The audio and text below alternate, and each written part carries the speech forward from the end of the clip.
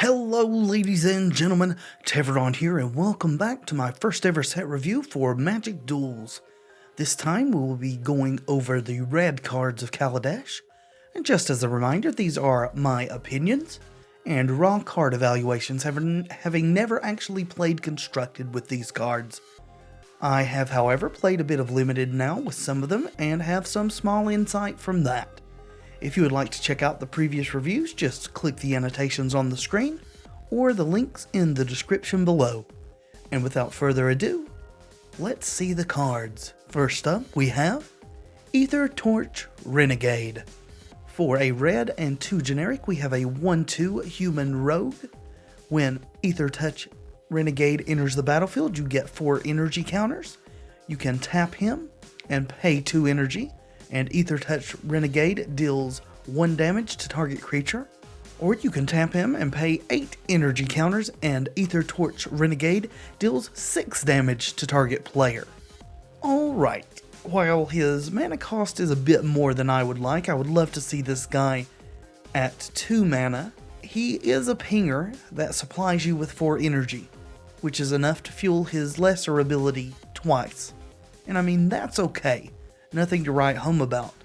But if you can reliably pump out enough energy and bring his 8 energy ability online consistently, then this guy can burn your opponent to a crisp post-haste.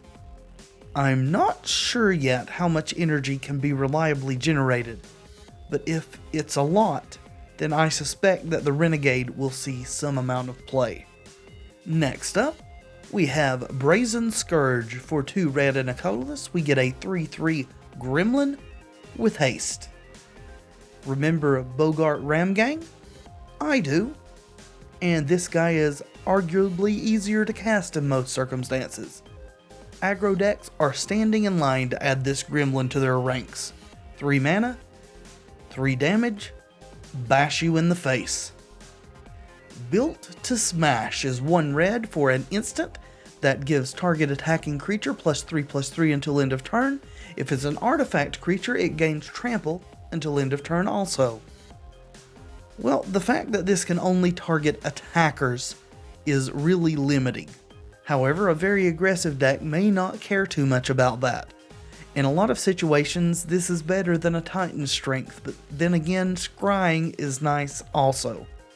Not sure if this is a 4-of in a hyper aggro build, maybe some sort of split between this and Titan's Strength. Or if you're playing quite a few artifact creatures, as a straight up better replacement for Rush of Adrenaline. Cathartic Reunion.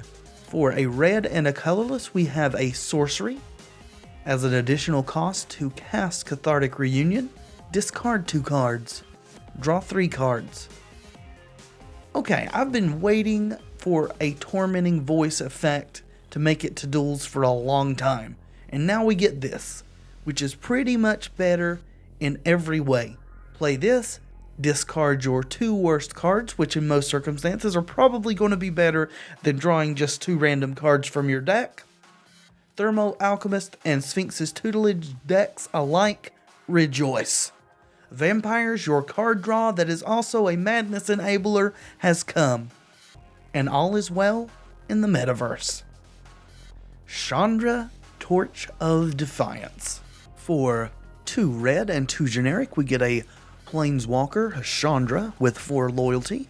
+1 loyalty, exile the top card of your library. You may cast that card. If you don't, Chandra, Torch of Defiance deals 2 damage to each opponent. Also at +1 loyalty, add 2 red mana to your mana pool. -3 loyalty, Chandra, Torch of Defiance deals 4 damage to target creature.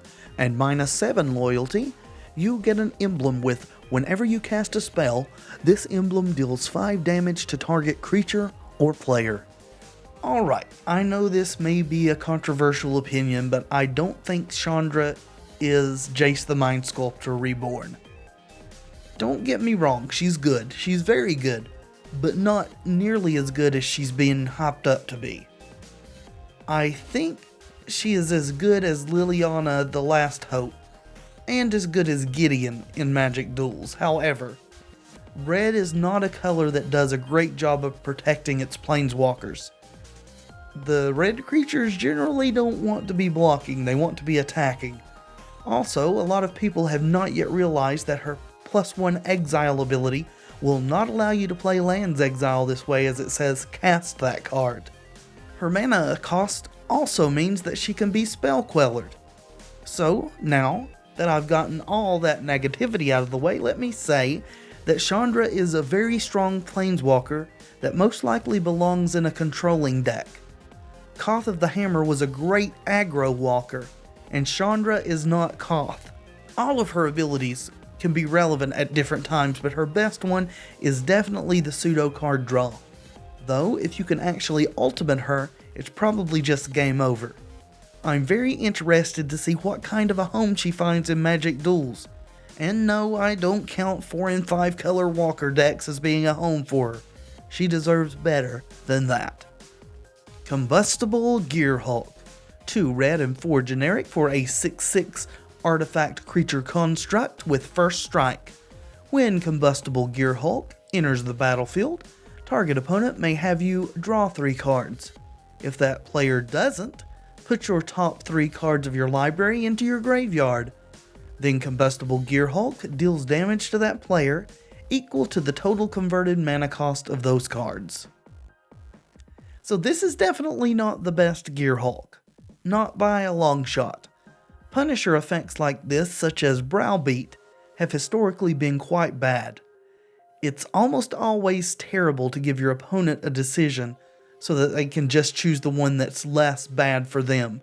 Still, in a ramp deck with huge creatures, Eldrazi, I think he may be a fine addition.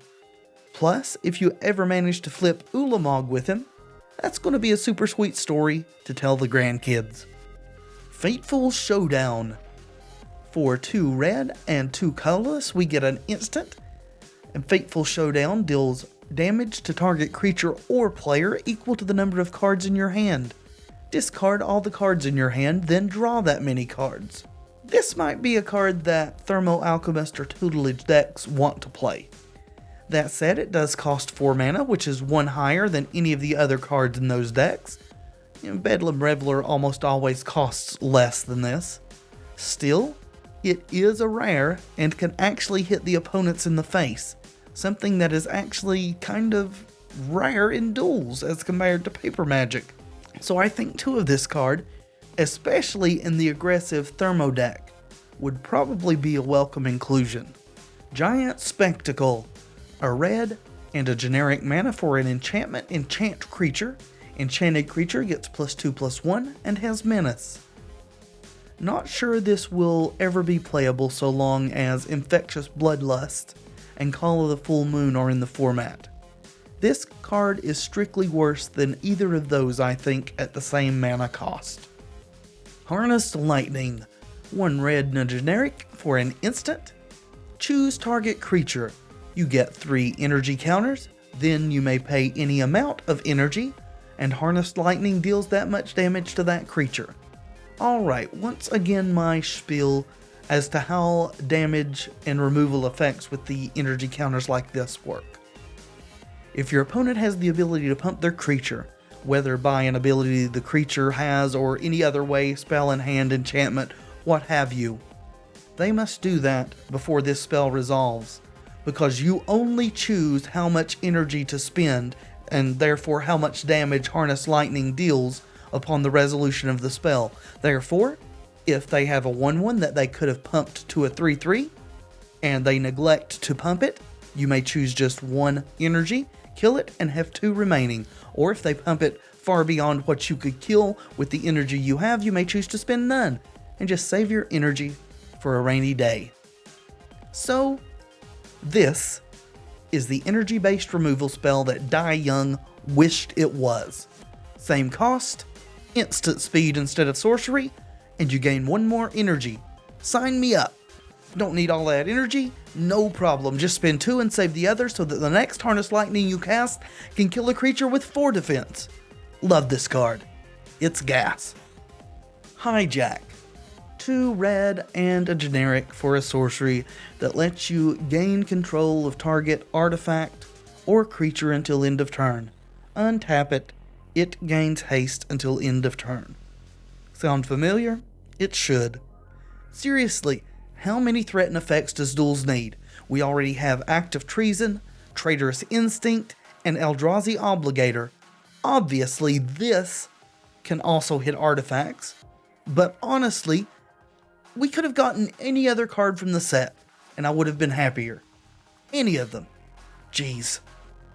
Incendiary Sabotage, sabotage for those of you who don't speak Looney Tunes, is 2 red and 2 of any color for an instant. As an additional cost to cast Incendiary Sabotage, sacrifice an artifact. Incendiary Sabotage deals 3 damage to each creature. So I'm not really sure about this one.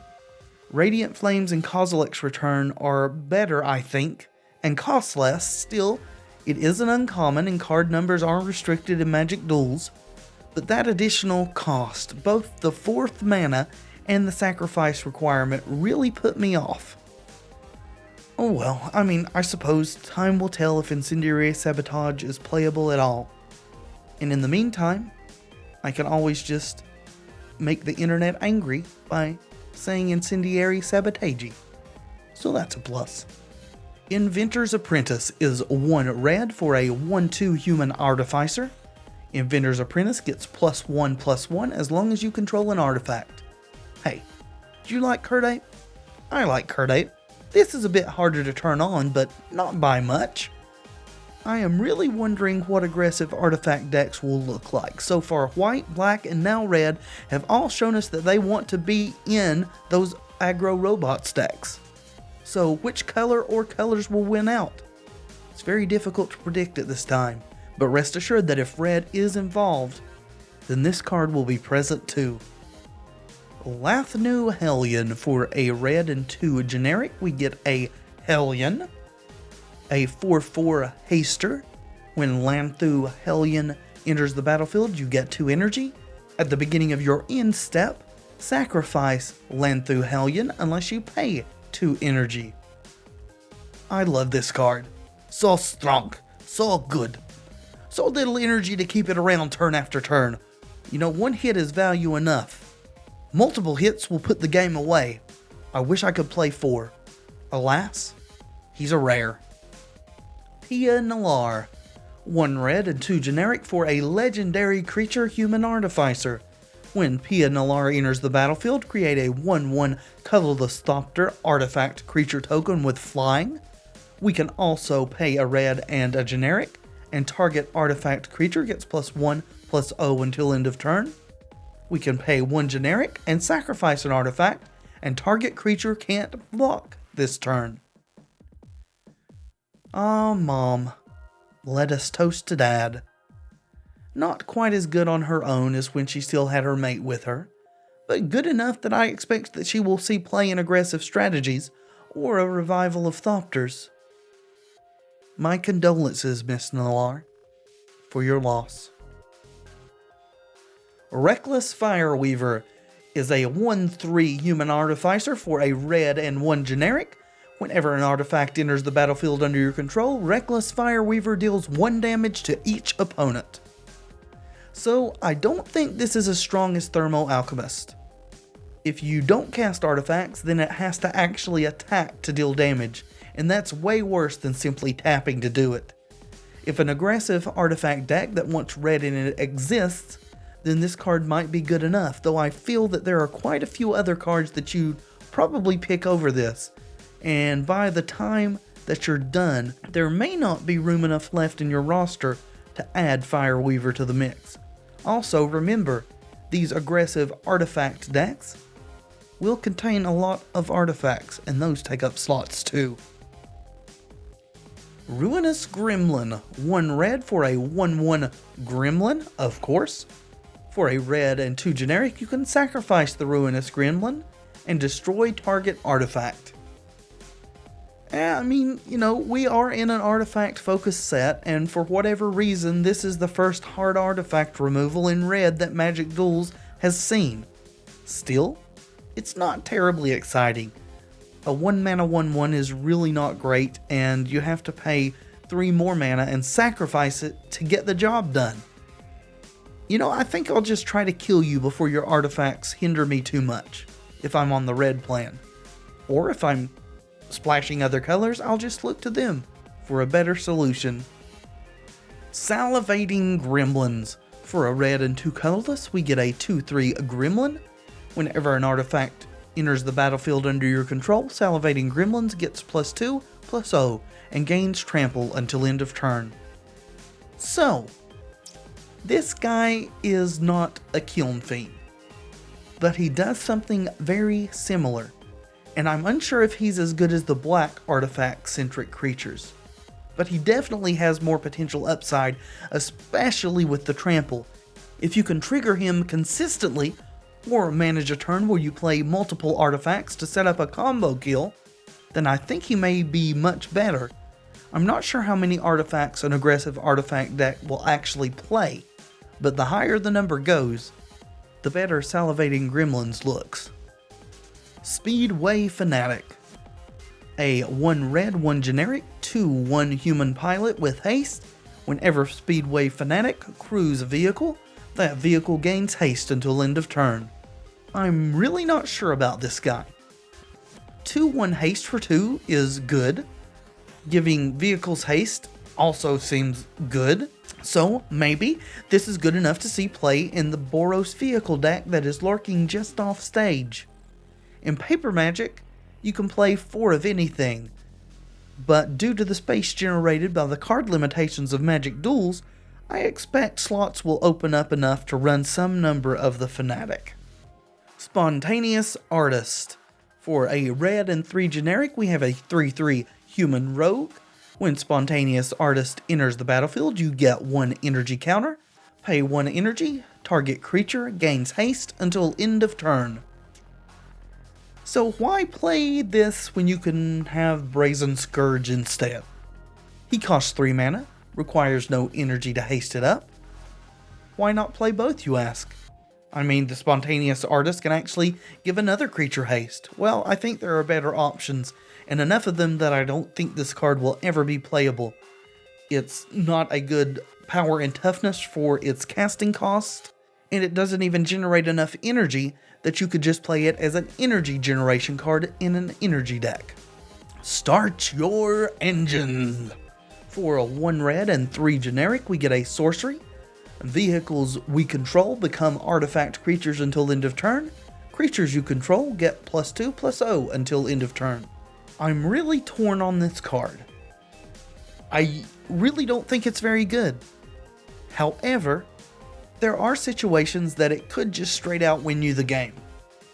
I still think I'd rather just play creatures to crew my vehicles consistently, and not rely on this 4 mana sorcery to try and blow people out, when it could have just been another creature to crew my vehicles, another vehicle to smash my opponent's face in, or another piece of removal to clear the way. Territorial Gorger. For a red and 3 generic, we get a 2/2 Gremlin with trample. Whenever you get 1 or more energy counters, Territorial Gorger gets +2/+2 until end of turn. So at its base, it's a 2/2 for 4, and that's terrible. But it gets bigger when you gain energy. Yes, but it only gets the +2/+2 once each time you gain it. If you gain 10 energy at once, it only gets the pump 1 time. So again, I am going to state the obvious as I have before, that Magic Duels is an environment where you can't just play 4 of everything. So maybe this gets included in the red-green energy deck. That is definitely going to be a thing. However, I'm not for sure that that will be the case. If we just can't find enough creatures to fit in there, then he will get the nod. However, I would definitely choose the better options first. Thriving Grubs is a red and a generic. For a 2/1 Gremlin, when Thriving Grubs enters the battlefield, you get 2 energy. Whenever Thriving Grubs attacks, you may pay 2 energy. If you do, put a +1/+1 counter on it. Well, this one is a 2/1 instead of a 1/2, like the Thriving Rats was, but as I said, I'm still not sure he's good enough. One thing to keep in mind, again, as always, ad infinitum, we can't run 4 of everything in a deck in Magic Duels.